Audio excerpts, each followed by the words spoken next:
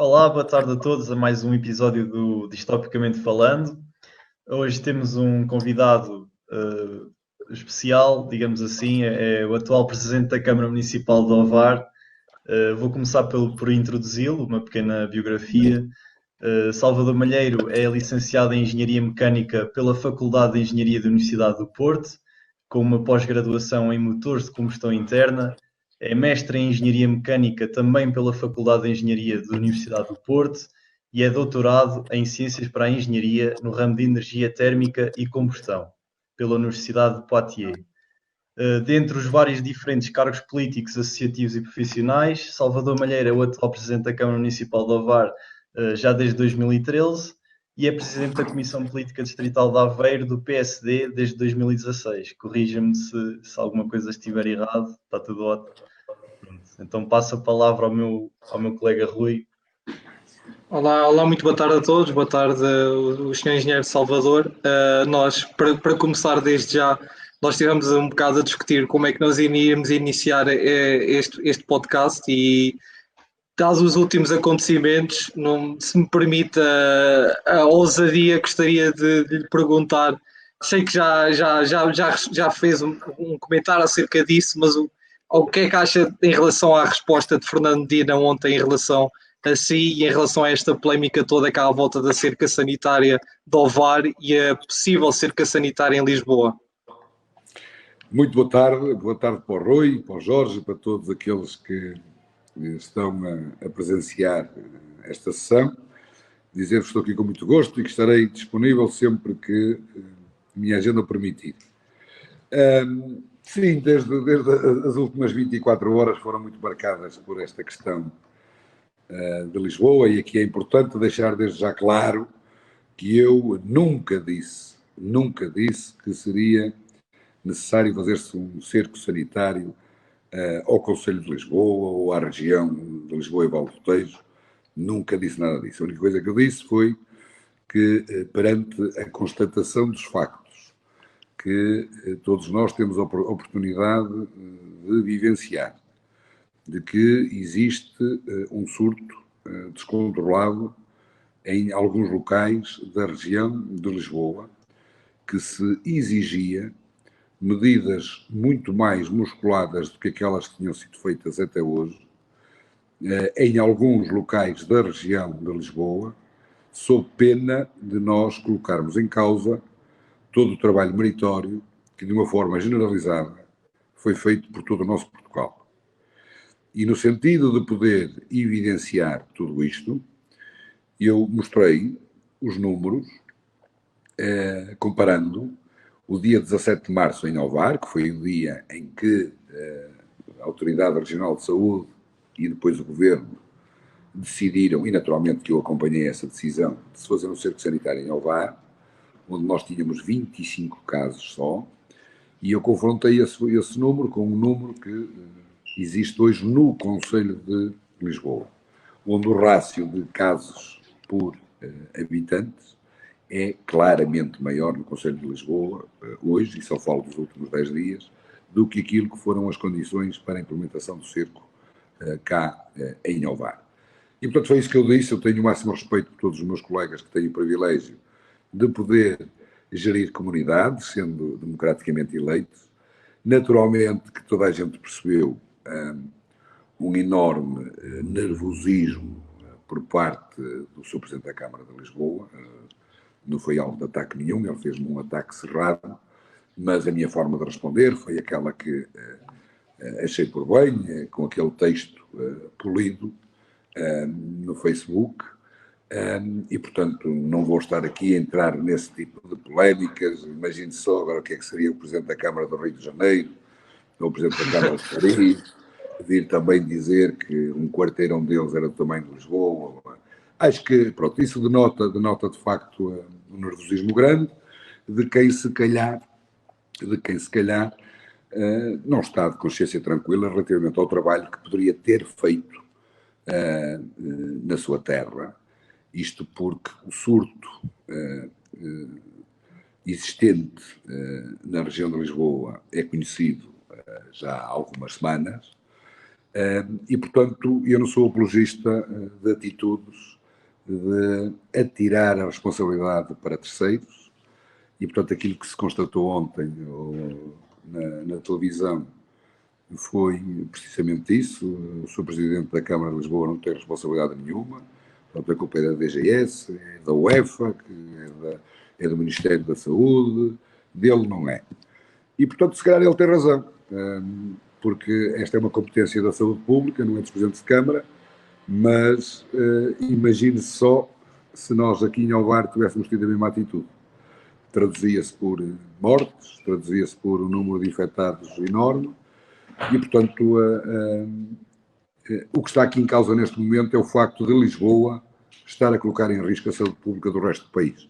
E, infelizmente, nós cá em Alvar, e não é só em Alvar, e tenho essa informação de que existe já muitos infectados com origem de Lisboa. E, portanto, é absolutamente decisivo fazer-se alguma coisa. O Governo ontem apresentou algumas medidas, vamos esperar que elas resultem. Creio que elas podem ser escassas e, sobretudo, tardias. Vamos aguardar por novos desenvolvimentos. Pronto, quanto ao resto eu não vou, para mim é um assunto encerrado, mas pronto, acho que o Sr. Presidente da Câmara de Lisboa foi muito infeliz nas declarações que teve, designadamente no desrespeito que teve para com o povo vareiro, porque nós podemos ser pequenos, ou podemos ser provincianos, mas todos nós temos a nossa legitimidade e não há portugueses de primeira e portugueses de segunda. E, portanto, a única coisa que eu confrontei foi, e fiz um alerta, de certa forma até à nação, de que em Portugal não pode haver dois pesos e duas medidas. E, portanto, e não é pelo facto de estarmos a falar da capital do país que terão que ter um tratamento diferenciado. Nada mais do que isso. Ok, e agora já falou no caso de Ovar, também era a próxima parte que eu gostaria de perguntar. Talvez seja dos presidentes de Câmara, se não o presidente de Câmara, que mais diretamente esteve envolvido no combate ao Covid-19, e então eu gostava de lhe perguntar exatamente que explicação é que encontra, ou se durante o seu trabalho como Presidente da Câmara consegue encontrar alguma explicação para aquele foco que se foi localizado de Covid-19 em Ovar? Falou-se, por exemplo, no Carnaval de Ovar como uma explicação para o foco que se localizou em Ovar. Qual é que é a explicação que encontra? Neste momento não há uma verdade sobre a origem do foco em Ovar, mas há uma certeza que não tem nada a ver com o Carnaval, porque, como devem compreender, o Carnaval é uma festa popular que tem essa particularidade de ter algumas cidades do país que funcionam com uma grande aposta nesta festa. Nós temos o Carnaval de Torres Vedras, temos o Carnaval de Bolé, temos o Carnaval de Sarreja, o Carnaval da Mielhada, da Figueira da Foz, e, portanto, se fosse algo relacionado com o Carnaval, seria replicado também nas cidades portuguesas que têm a festa do Carnaval. E, portanto, isso não se constatando, coloca-se de parte. Agora, há de facto a nossa primeira infectada, mas há muita especulação em torno de tudo isso. Terá estado em contacto com um grupo de italianos. Com algumas formas de ligação agora?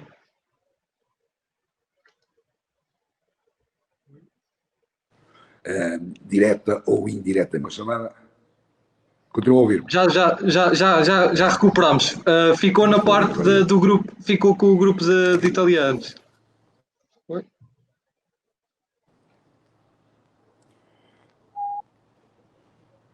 Estamos a ouvi-lo. Já está. Pois, eu não consigo ouvir. Acho que já está. Acho que entrou-me aqui uma chamada e agora não consigo entrar. Se eu sair e voltar a entrar, é melhor, não é? Ok, vamos fazer então um compasso de espera para recuperarmos o Presidente da Câmara de Ovar, Salvador Malheiro.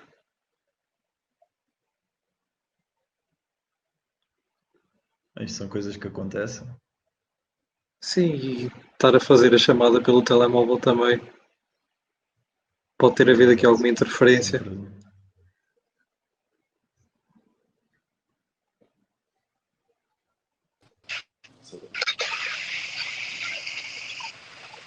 Está-nos a ouvir bem?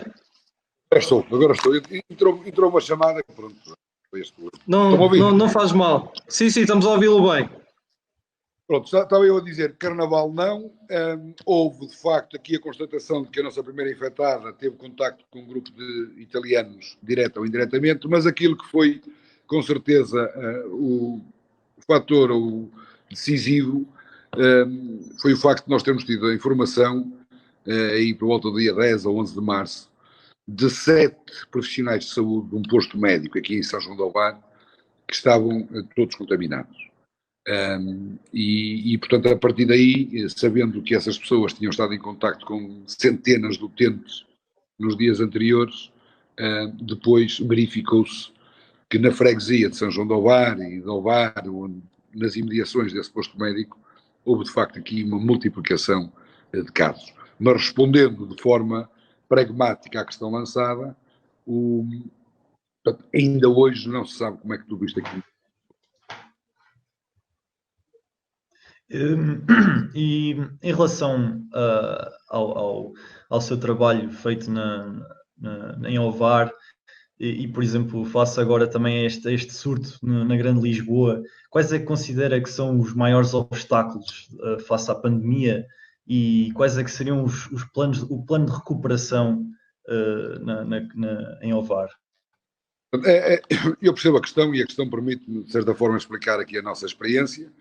E depois aquilo que se calhar deveria ter sido feito, ou que ainda poderá estar a tempo de ser feito, noutros locais onde o surto agora é por demais evidente.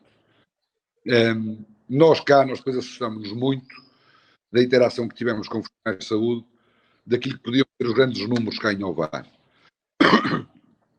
E esses grandes números eram, de facto, ter cerca de 80% da população infectada e mais de mil óbitos. E, portanto, nós de imediato percebemos de que existia uma grande inércia por parte do Governo Central sobre tudo isto. Naturalmente que nós compreendemos pelo facto das solicitações serem muitas, mas teve que existir espírito de iniciativa. E, portanto, tem que haver alguém ou um grupo de pessoas a poder avançar. Avançar porque a estratégia é simples. A estratégia é, em primeiro lugar, testar a sério, testar o máximo número de pessoas possível, naturalmente que tem que ser em articulação com a saúde pública.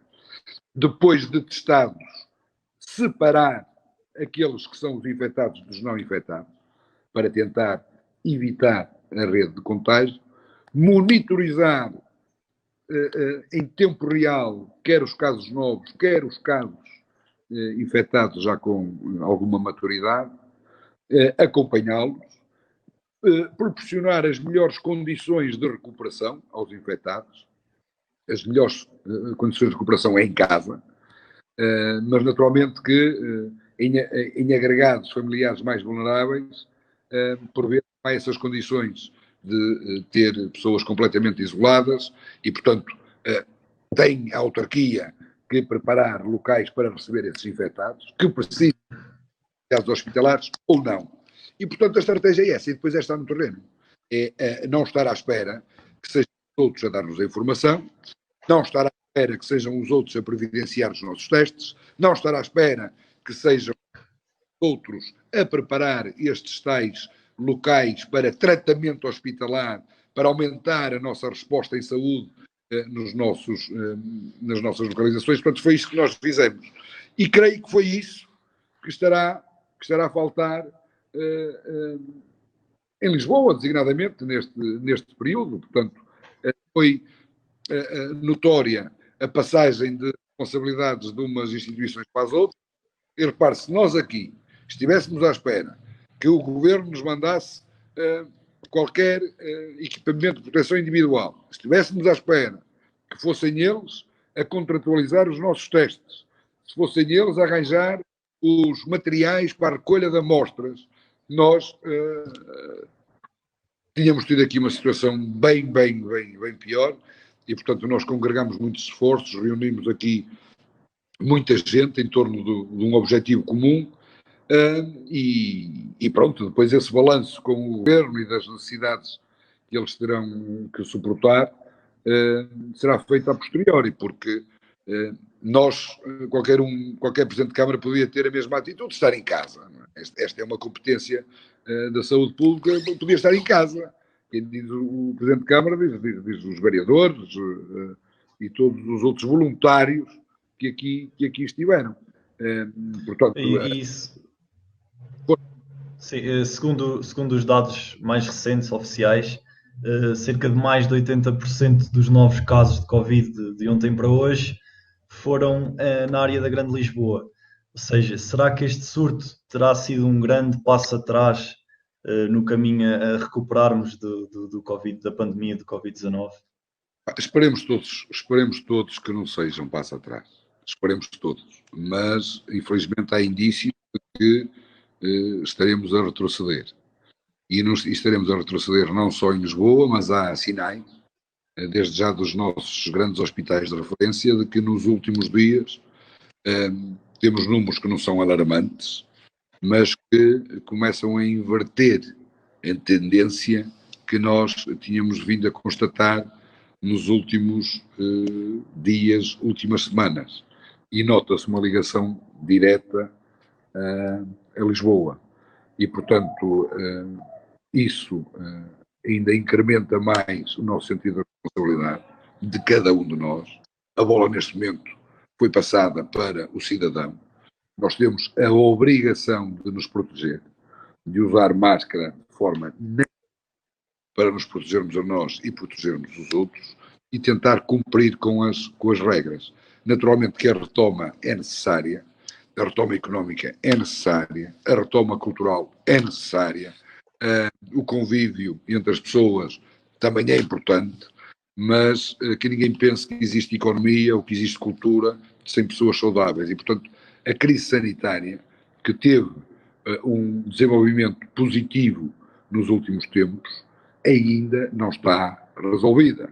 Naturalmente que nós temos que nos preocupar com a crise social e económica, que aí está já também, mas a nossa primeira prioridade tem que ser ganhar essa batalha contra o coronavírus e tentar resolver de uma vez a crise sanitária, na certeza que nós vamos ter que saber conviver com o vírus durante o nosso dia-a-dia, porque enquanto não aparecer uma solução definitiva tipo vacina, nós não vamos ter outro remédio que não promover o isolamento social, promover o uso de máscaras, a evitar os aglomerados e pronto, tudo aquilo que nós estamos fartos de ouvir. E falou que, e muito corretamente, que só nos podemos focar no aspecto económico e social depois de definitivamente vencermos o Covid-19, mas certamente como Presidente da Câmara e sendo ao levar um conselho com muita indústria, que já começa a traçar estratégias de recuperação a nível económico de um conselho onde a atividade económica está muito centrada na indústria. Explica-nos lá a todos os que nos estão a ver quais é que foram os principais consequências que a cerca sanitária fez na indústria em Ovar e quais é que são os planos para recuperar esse tempo que foi perdido durante a cerca sanitária? De facto, Ovar foi um dos municípios mais fustigados nesta matéria, foi muito injusto, ingrato nós termos os nossos empresários obrigados a não poder trabalhar e ver os seus concorrentes nos municípios ao lado normalmente. E, portanto, aquilo que nós estamos apostados é que existam uma série de medidas por parte do Governo que discriminem pela positiva o nosso tecido empresarial, o nosso comércio, porque é importante todos nós termos a consciência que nós estávamos em estado de emergência nacional, mas antes disso já estávamos aqui em estado de calamidade, que depois perdurou durante um mês, em que as condições foram sempre muito mais restritivas para a nossa economia local. Naturalmente que a Câmara nunca quer fugir das suas responsabilidades. Sabe que até o momento colocamos um grande enfoque na resolução da crise sanitária, que ainda não está resolvida. Sabemos que temos que fazer face a uma crise social que irá naturalmente aparecer fruto da crise económica que se começa a instalar, mas todos nós temos que perceber qual é que é a baliza de competências de uma autarquia à escala municipal. E temos cá para acudir pessoas que mais irão sofrer nesta crise social. Nós temos cá um fundo de emergência social pronto e que já está utilizado bastante para ajudar as pessoas. E temos também 21 medidas desde já aprovadas em reunião de que podem, de certa forma, dar aqui alguns sinais à nossa economia local, desde a isenção das taxas de ocupação de espaços públicos, isenção de taxas, mas o que é certo é que nós também poderíamos, neste momento, injetar dinheiro nos nossos empresários e mesmo no nosso comércio local. Mas esse, em primeiro lugar, não é competência da Câmara, não temos dimensão para fazer face aos inúmeros problemas que aqui temos. Reparem que nós temos empresas cá que faturam centenas de milhões de euros.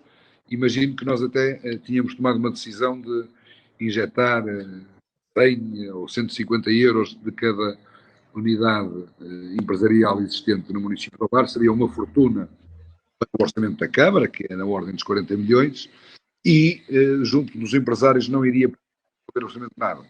Portanto, nós achamos que do lado da economia, nós estamos sempre ao lado dos nossos agentes locais, temos é que, sobretudo, reivindicar junto do governo para que das condições que estejam de acordo com o enorme sacrifício que agentes económicos tiveram que sofrer. Volto a referir, foi muito maior do que o resto do país.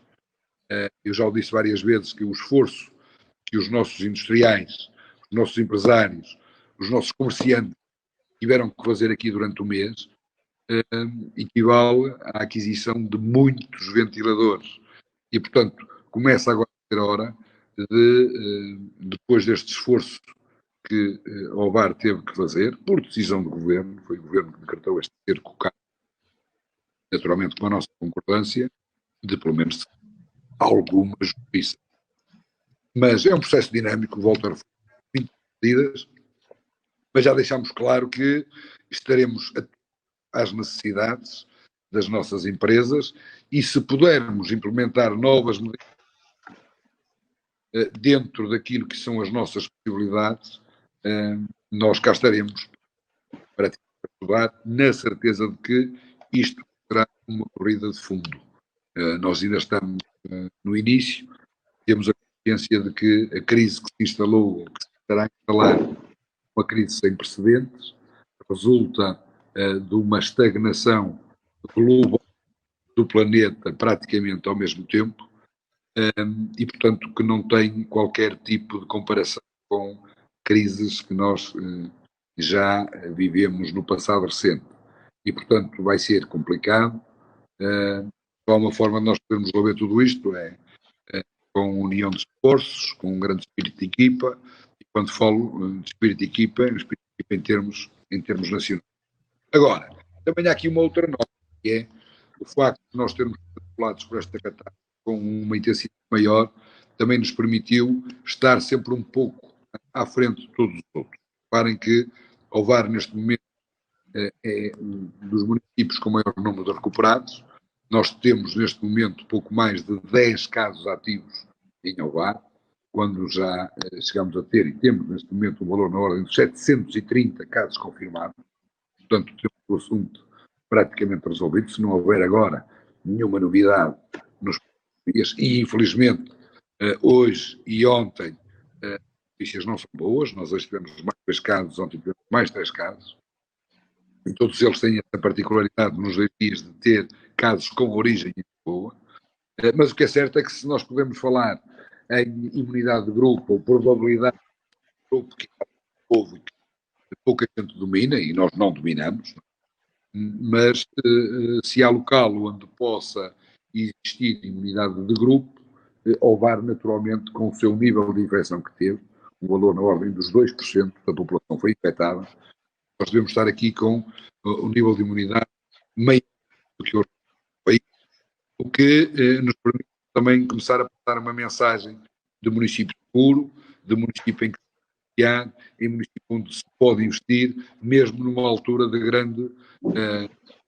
missão, aquilo que se sente em todo o país. E agora pegando em algo que o Sr. Engenheiro já referiu há bocado, do facto de que isto é uma pandemia que afetou o globo, não é? E é muito, costuma-se acreditar e tem-se dito muito que isto provavelmente nunca vai voltar a ser o mesmo. Ou seja, vai haver um mundo pré-pandémico e pós-pandémico. E eu queria lhe perguntar, quais é que para si serão as principais diferenças entre o mundo pós-pandemia e o pré-pandemia, e no contexto da Câmara Municipal de Ovar, quais é que serão as medidas a tomar para haver um certo reajuste, um reajustar da normalidade? A questão é de resposta muito, muito difícil. Exato, certo. Naturalmente que há um período antes da pandemia e depois. E reparem só, a título de curiosidade, numa das empresas, nós tivemos muitas interações com empresas que foram obrigadas a encerrar e ficaram muito tristes, ficaram chateadas com o Presidente da Câmara e pessoas até que eu tinha um relacionamento muito estreito, mas depois das coisas avançando, rapidamente se percebeu que elas não podiam trabalhar, algumas delas não podiam trabalhar e ia causar prejuízos enormes. Mas, de certa forma, a responsabilidade não era de facto existir um cerco.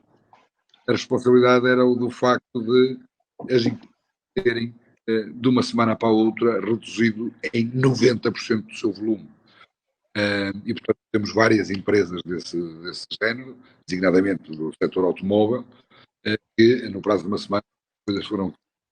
Portanto, eu sou, por norma, muito pragmático, realista, mas gosto também de incutir aqui alguma dose de otimismo. E eu acho que na esteira das grandes crises é quando surgem também as grandes oportunidades. E nós somos um povo inteligente, trabalhador, criativo, desenrascado, e falo de forma global de todo o nosso país. Particularmente das pessoas de Ovar.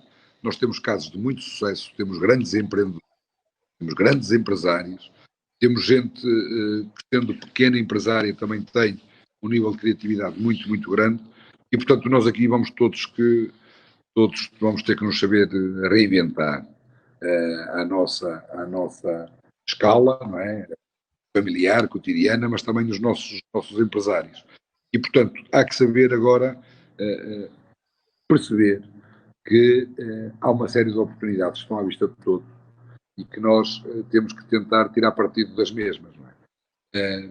Todos nós percebemos que tudo que é, neste momento, comércio por internet, há uma oportunidade muito maior.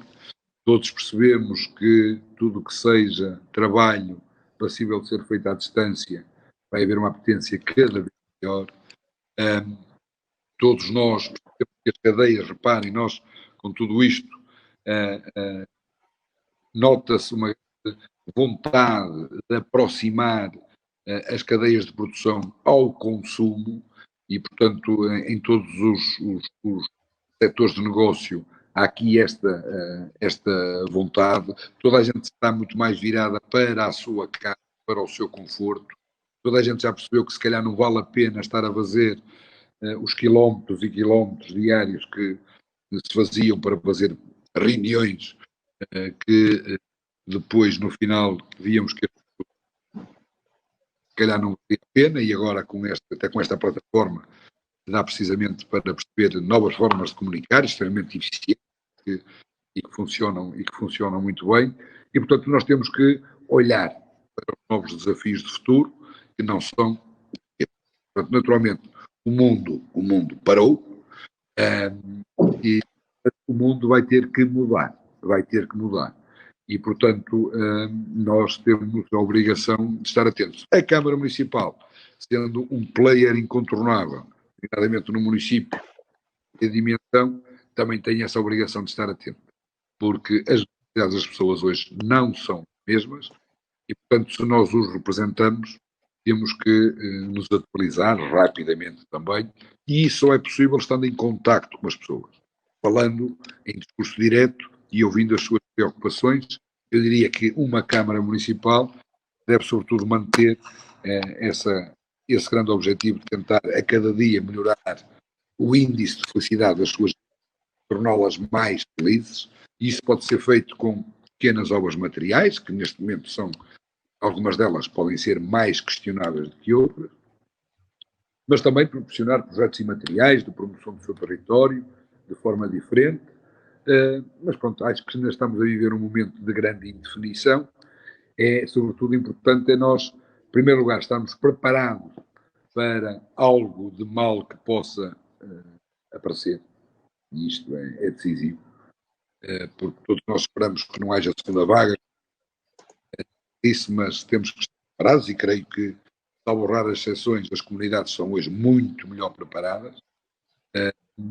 E depois estar muito atentos à nossa sociedade, não ter medo de absolutamente nada, designadamente da concorrência entre territórios, da concorrência entre países, porque de certa forma esta crise veio demonstrar que nós fizemos quase um reset mundial, em que nós estamos quase todos em pé de igualdade. Naturalmente que há indícios e há sinais que nos deixam muito, muito preocupados, e é saber que consequências é que isto pode ter no futuro próximo na economia global, qual é que vai ser a redução do produto interno bruto, e se for esse valor a dar, de facto, a situação pode ser muito, muito complicada, refletida de imediato numa elevadíssima taxa de desemprego, e portanto nós temos que nos preparar para o pior. Isto fala de quem está a gerir uma Câmara Municipal. Agora, para os jovens como vocês e para a malta de cabeça aberta, eu acho que vale a pena pensar um pouco,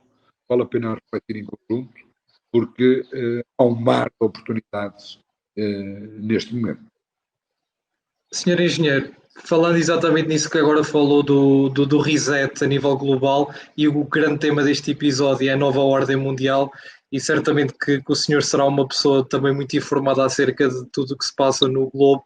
Gostava de ouvir também a sua opinião pessoal sobre qual é que vai ser o contexto mundial no pós-Covid-19. É certo que é difícil traçar já, mas podemos ver, por exemplo, uma China que parece estar a sair por cima desta crise, com vários Estados, como os Estados Unidos, a revelar fragilidades, e a China a conseguir, a nível económico sobretudo, fazer valer, levar melhor.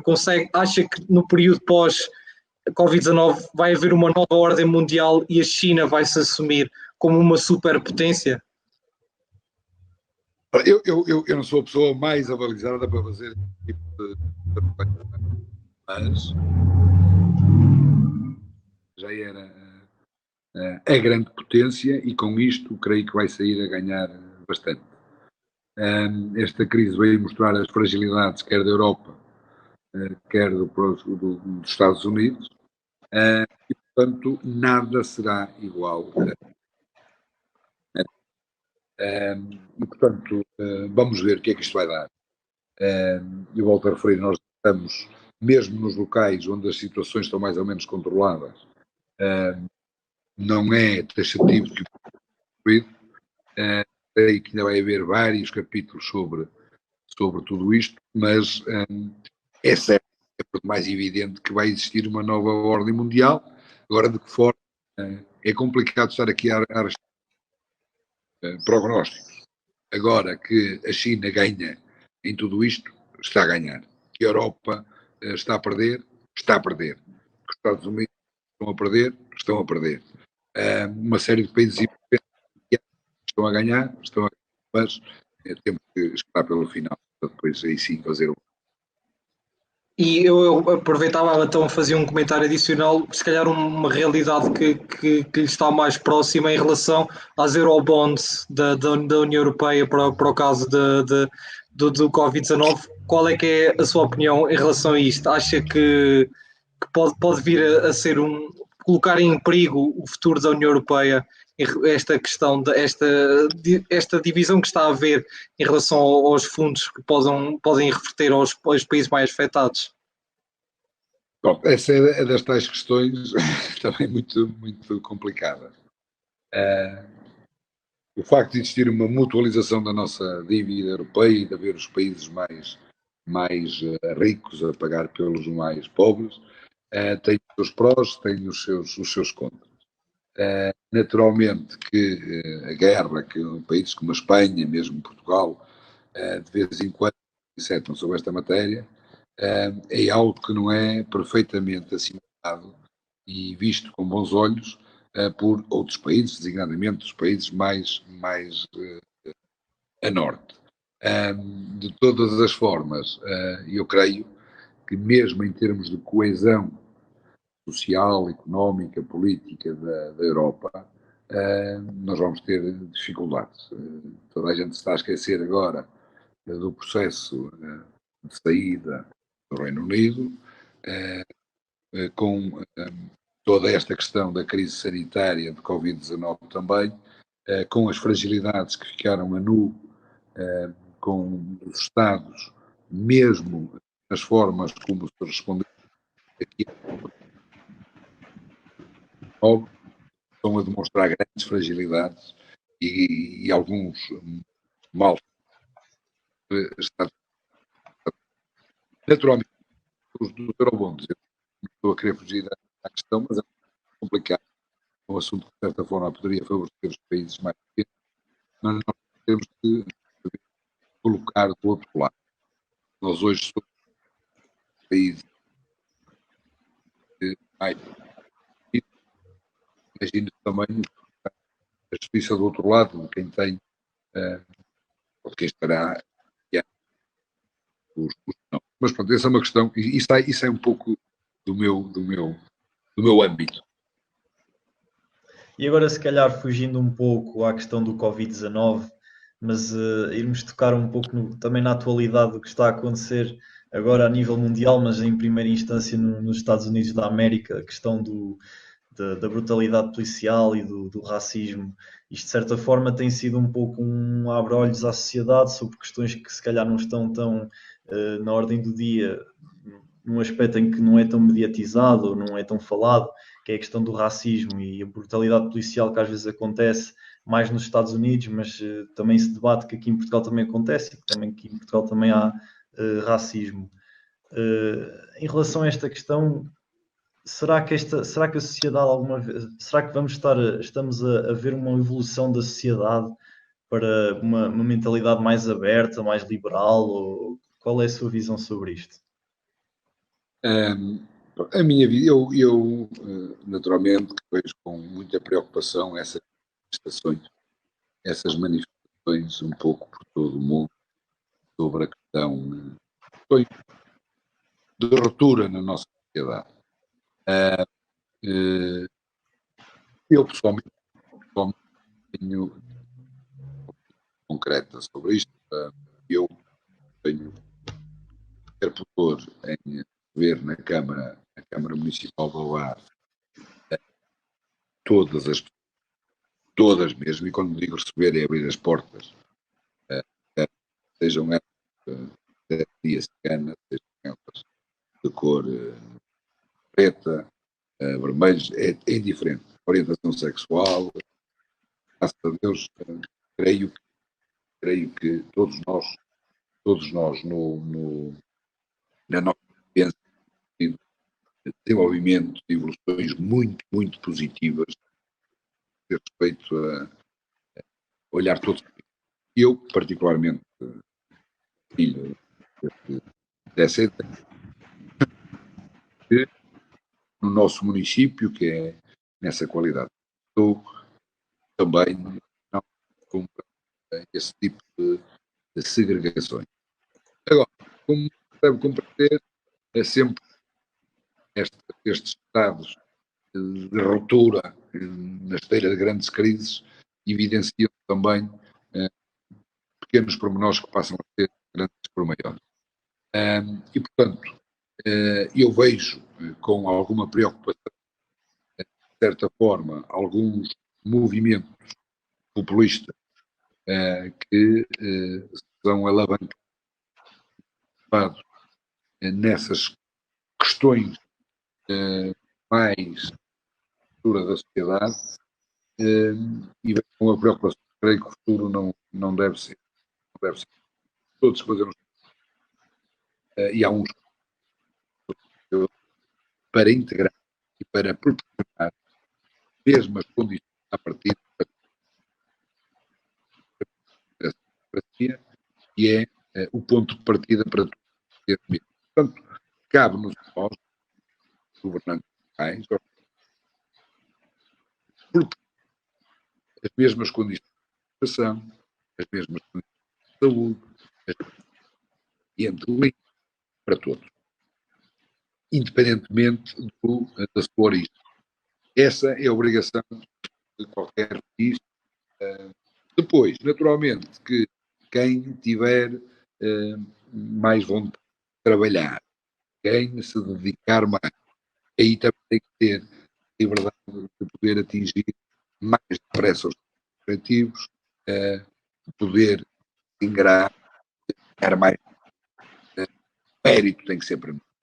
Portanto, é assim que eu vejo a sociedade, sem colocar qualquer diferença em termos de raça, orientação sexual, estatuto social, determinado. Portanto, é por aí que eu ainda continuo a ver uma sociedade envolvida e, portanto, cabe-nos a todos acabar com esse problema do racismo que existe em alguns locais. Cabe-nos a nós fazer aquilo que estamos a fazer e no nosso dia-a-dia tratá-los tal e qual como tratamos os outros, e quem gere comunidades ter medidas universais aplicadas a todos por igual, e é isso que eu tento fazer a cada dia aqui na Câmara da Ovar. Muito obrigado, Sr. Engenheiro, pelas suas respostas. Nós sabemos que está com algumas limitações da agenda, portanto nós vamos ficar por aqui. Acho que também conseguiu responder a tudo muito bem do que nós queríamos, e em meu nome e em nome do Jorge Laires e do nosso projeto, desde já agradecer ter tirado esta hora para estar aqui à conversa connosco. Não é toda a gente que aceita hoje em dia despender uma hora da sua agenda apertada para falar com dois jovens anónimos, portanto, desde já agradecer imenso a sua disponibilidade ao longo de toda a preparação para este podcast e para estar aqui connosco hoje. Então, muito obrigado, senhor Engenheiro Salvador Malheiro, e esperemos que as coisas em Ovar corram melhor do que têm vindo a correr ultimamente com o vírus, e desejamos também a todas as agentes do seu conselho o melhor e que recuperem financeiramente, economicamente, socialmente desta crise, porque merecem. Muito obrigado, Sr. Engenheiro, e muito obrigado a toda a gente que nos ouviu. Já sabem, estejam atentos à página do Disctopia para saber as últimas novidades, estejam atentos aos artigos e vejam as novidades em relação ao nosso podcast, o próximo episódio e tudo, podem encontrar no Facebook Disctopia, já sabem. Então, em meu nome eu agradeço a toda a gente, já agradeci ao Sr. Engenheiro Salvador Malheiro. Até para a semana a todos. Obrigado. Também a todos. Obrigado, Sr. Engenheiro.